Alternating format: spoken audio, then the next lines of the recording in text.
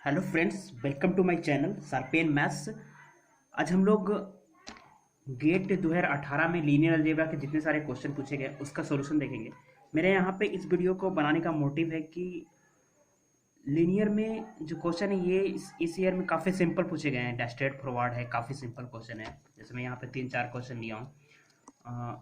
मेरा मोटिव ये है कि आपका यहाँ से रिवीजन हो सके। आप कुछ भूल गए हैं चीज़ों को कैसे सिस्टमेटिक वे से सॉल्व करना है, मैं प्रॉपर वे में सारे कॉन्सेप्ट जो भी लग रहे हैं उसको रिलेट कर दूंगा, जिससे आपको रिवीजन हो पाएगा। बहुत लोग हैं कि बहुत दिन बाद स्टार्ट कर रहे हो, तो उन्हें में भी फ़ायदा हो।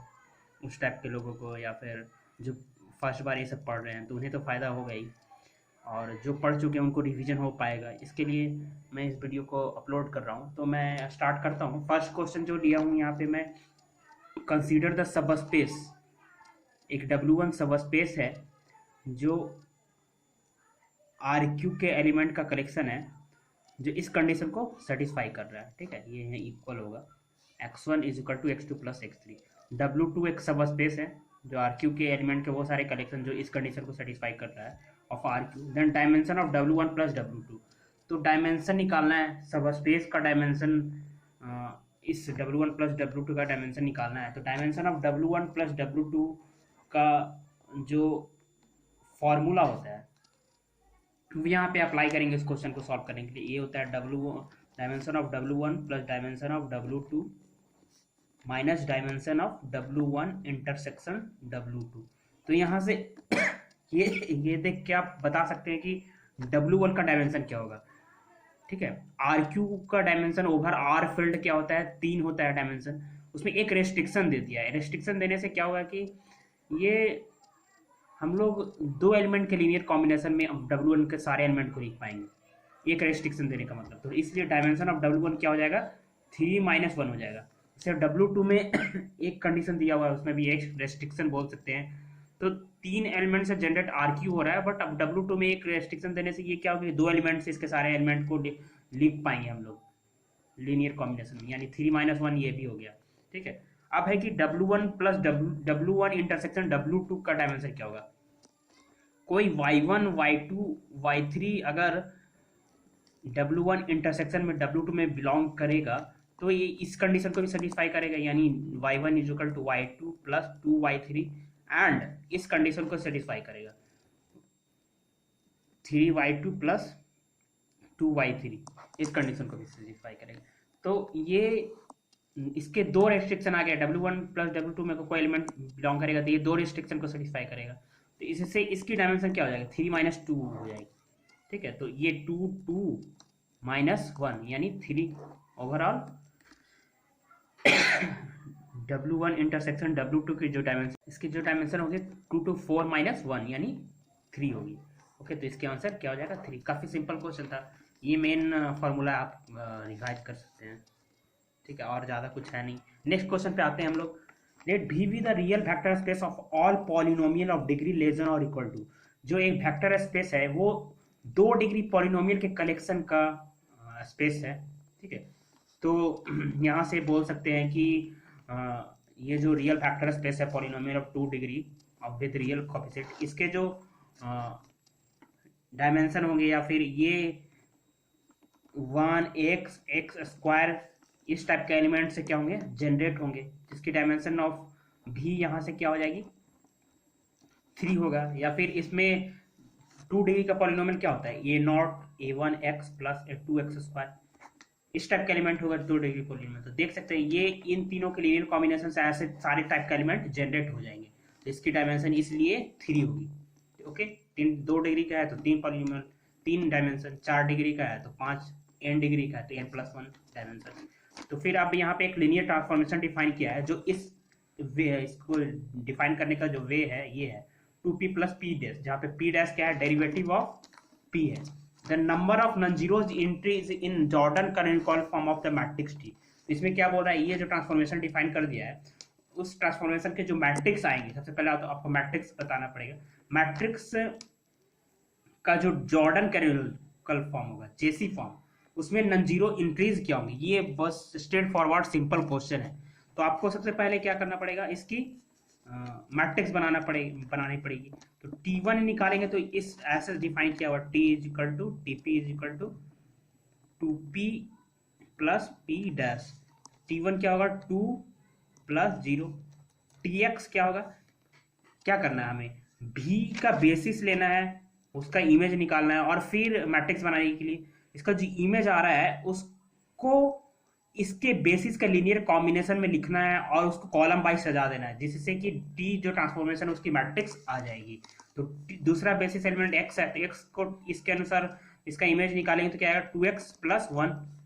ये टी एक्स स्क्वायर क्या आएगा 2x square plus 2x। Okay, अब इसको ऐसे लिख सकते हैं 2 into 1 plus 0 into x plus 0 into x square. इसी तरह इसको 1 into 1 plus 2 into x plus 0 into x square, यानी 1x एक्स स्क्वायर इसकी कोडोमेन की भी बेसिस होगी, सेम वेक्टर स्पेस है। तो यहाँ से इसी के लीनियर बेसिस के लीनियर कॉम्बिनेशन में इस इमेज को लिखना होगा और कॉफिशिएंट को कॉलम वाइज सजाना होगा, जैसे कि मैट्रिक्स निकल जाएगी। तो 2 into x plus 2 into x square plus 1 into 0 into 1। तो यहाँ से मैट्रिक्स क्या आ रही है 2 0 0 1 2 0 0 2 2, ये आ रही है हमारी मैट्रिक्स। ठीक है, तो जेसी फॉर्म बनाना है ना, जेसी फॉर्म में नॉन जीरो एंट्रीज क्वेश्चन में पूछा है, आप देख सकते हैं फिर से जॉर्डन कर्निक फॉर्म में मैट्रिक्स के नॉन जीरो एंट्रीज को पूछा है। तो जेसी फॉर्म बनाने के लिए आपको क्या करना पड़ेगा, इसके मिनिमल पॉलिनोमियल को निकालना पड़ेगा।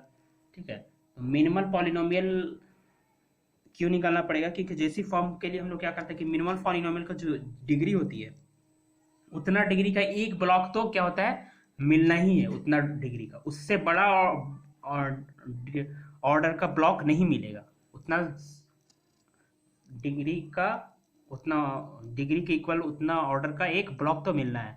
तो इसलिए इसको पहले मिनिमल पॉलिनोमियल निकालना पड़ेगा। आप ये सोचेंगे कि ये x माइनस 2 तो हॉल क्यू इसका कैरेक्टरिस्टिक पॉलिनोमियल हो गया, आप ये सोच रहे हैं कि x माइनस 2 स्क्वायर ये हो जाएगा, तो नहीं होगा। ओके, जैसे इस जो ब्लॉक फॉर्म में भी नहीं है कि आप एलसीएम लेके निकाल सकते हैं इसका मिनिमम पॉलिनोमियल।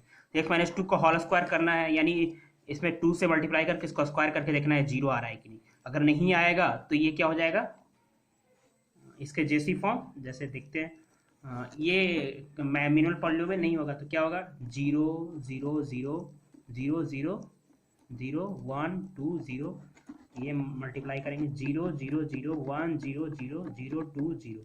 अब मल्टीप्लाई करते हैं तो एक इंटू नॉन जीरो आ जा रही है, यहाँ से तो जीरो आ ही नहीं रहा है, तो ये मिनिमम कैसे आ रहा है, ये जीरो होगा, ये जीरो होगा, बट ये 2 हो जाएगा यहाँ पे, तो ये नॉन जीरो आ रहा है, यानी x माइनस 2 स्क्वायर मिनिमल नहीं है और 3 डिग्री का ऑर्डर का मैट्रिक्स है और इतना कैरेक्टरिस्टिक है, तो इससे ज़्यादा से ज़्यादा मिनिमल पॉलिनोमियल ये होगा। मिनिमल पॉलिनोमियल ये हो गया, तो जो जेसी फॉर्म आएगा, जेसी फॉर्म क्या आएगा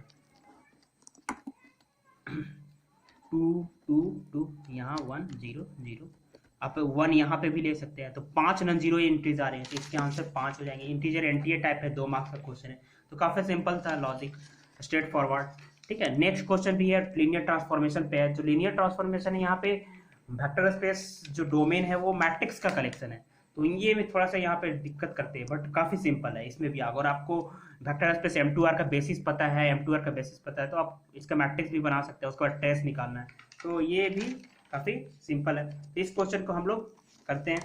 ठीक है, क्या है क्वेश्चन,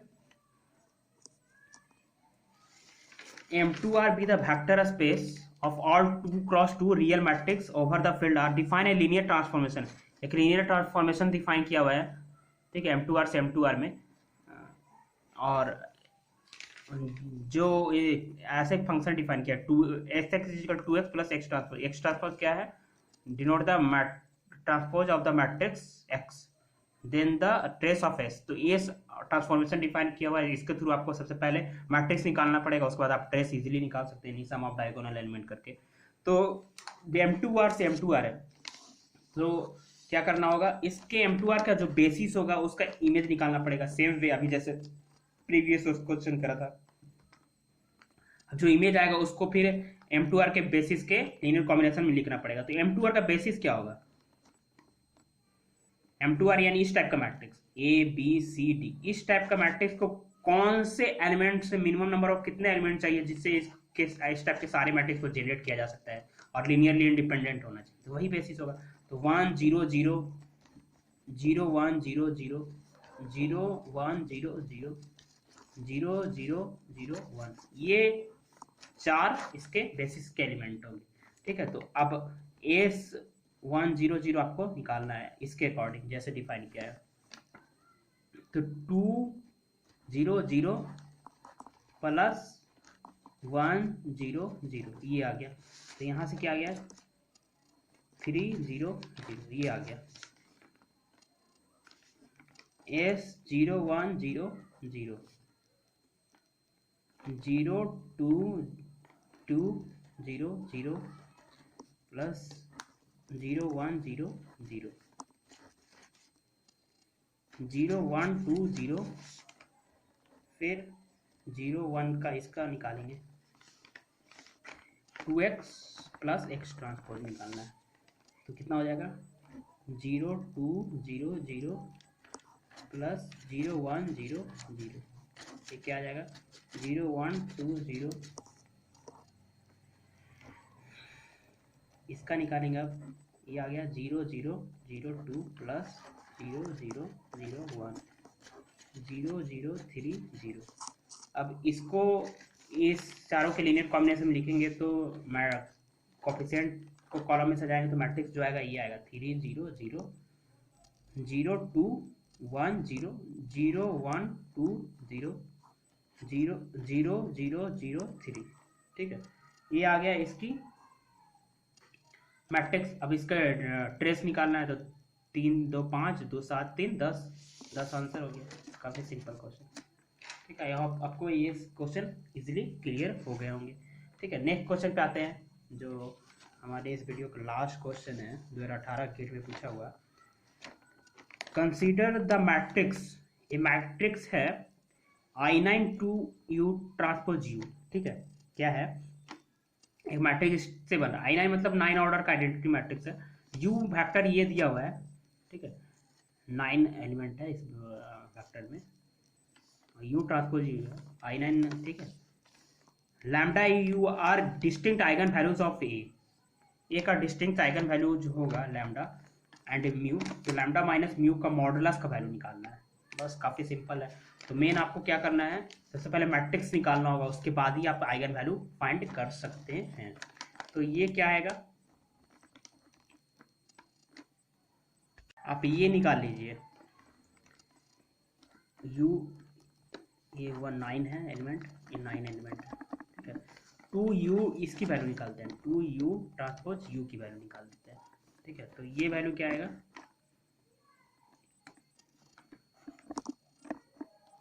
1 1 1 1 इस स्टेप से आएंगे, ठीक है। फिर ये भी 1 1 1 इस स्टेप से, यानी 9 ऑर्डर का मैट्रिक्स आएगा, सारे एंट्रीज 1 होंगे और 2 से मल्टीप्लाई करेंगे तो ये आएगा 9 ऑर्डर का मैट्रिक्स होगा और सारे एंट्रीज क्या होंगे 2 होंगे, ठीक है। अब इसमें ए निकालने के लिए इसमें क्या करना पड़ेगा, 9 ऑर्डर का आइडेंटिटी मैट्रिक्स से 9 ऑर्डर का आइडेंटिटी मैट्रिक्स से माइनस करना पड़ेगा। यहाँ से क्या होगा, यहाँ से आप डिस्टिंक्ट आइगन वैल्यू निकाल सकते हैं। इसकी आइगन वैल्यू क्या है 1 होगी, विद अलजेब्रिक मल्टीप्लिसिटी 9। इसकी आइगन वैल्यू क्या होगी, इसकी आइगन वैल्यू एक आइगन वैल्यू क्या होगी, आई थिंक यहाँ पे मैंने मिस्टेक कर दी, यहाँ पे 1/3 से U में 1/3 से क्या है मल्टीप्लाई किया हुआ है 1/3 से, तो यहाँ पे 1/3 से मल्टीप्लाई करोगे तो 1/9 होगा, तो ये 2/9 होगा सारे एंट्रीज, ठीक है। यहाँ 1/3 से मल्टीप्लाई किया हुआ तो 2/9 होगा। तो इसका आइगन वैल्यू तो ठीक है, इसका आइगन वैल्यू क्या होगा 2 होगा और 0 0 0 होगा। तो माइनस करने से एक आइगन वैल्यू निकल जाएगा, तो -1 और 1 -1 का अलजेब्रिक मल्टीप्लिसिटी 1 और 1 का अलजेब्रिक मल्टीप्लिसिटी 8 हो जाएगा। तो दो डिस्टिंक्ट वैल्यू क्या आ गया 1 और -1। अब इसी का वैल्यू निकालना है, लैम्डा एंड म्यू दो डिस्टिंक्ट टाइप वाले 1 -1 का मॉडुलस, तो ये 2 आंसर हो जाएगा। तो इसकी आंसर 2 हो जाएगी। आपको आई थिंक ये होगा क्वेश्चन अच्छे से क्लियर होगा। आप कमेंट बॉक्स में कमेंट कर सकते हैं कोई डाउट हो तो किसी टाइप का। तो थैंक यू फ्रेंड्स।